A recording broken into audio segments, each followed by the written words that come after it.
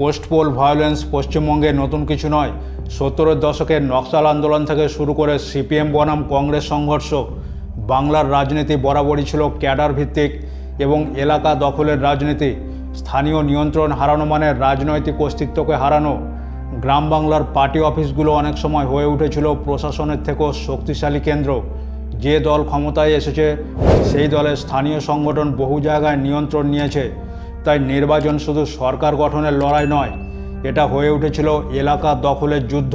গণতন্ত্রে ভোট মানে উৎসব, কিন্তু পশ্চিমবঙ্গে বহু মানুষের কাছে ভোটের পরের রাত মানেই ছিল আতঙ্ক, বাড়ি পোড়ানো, রাজনৈতিক প্রতিশোধ, গ্রাম ছাড়া পরিবার।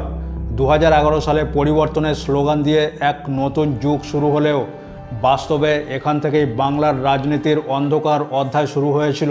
2011 সালে 34 বছরের বাম শাসনের অবসান ঘটিয়ে ক্ষমতায় আসে তৃণমূল কংগ্রেস।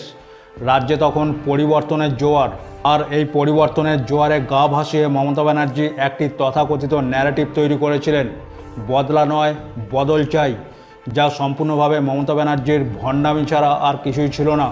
এবং এই ন্যারেটিভ মিথ্যা প্রমাণিত হয়েছিল।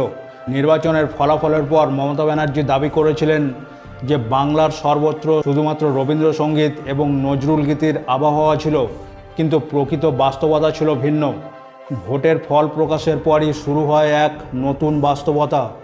বিভিন্ন জেলায় সিপিএমের কর্মীদের ওপর হামলা, পার্টি অফিস দখল এবং বাড়ি ছাড়ার অভিযোগ সামনে আসে। 2011 সালের 14 মে থেকে 31 জুলাই পর্যন্ত মাত্র 1.5 মাসে প্রায় 30 জন বামপন্থী কর্মী নিহত হয় এবং 2000-এরও বেশি আহত হয়েছিল।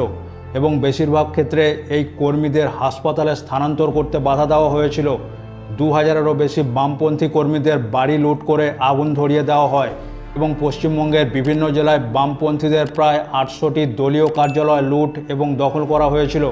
এবং এটাই ছিল বদলা নয় বদলের রাজনীতির কঠোর বাস্তবতা। তৃণমূলের দাবি ছিল এগুলি হলো বহু বছরের রাজনৈতিক ক্ষোভের বিস্ফোরণ। অন্যদিকে বিরোধীরা বলেছিল এটাই হলো প্রতিশোধের রাজনীতি। এবং এই ধরনের প্রতিশোধের ইঙ্গিত প্রতিফলিত হয়েছিল যখন তৃণমূল নেত্রী মমতা ব্যানার্জি বলেছিলেন, আগামী 10 বছরের জন্য আপনারা মুখে লিকোপ্লাস্টার লাগিয়ে বসে থাকুন। এবং এখানেই চলে আসে বদল নয় বরং বদলার রাজনীতি। কারণ 2011-তে বদলেছিল শুধু রাজনৈতিক পতাকার রং, বদলায়নি কোনো রাজনৈতিক নৈতিকতা।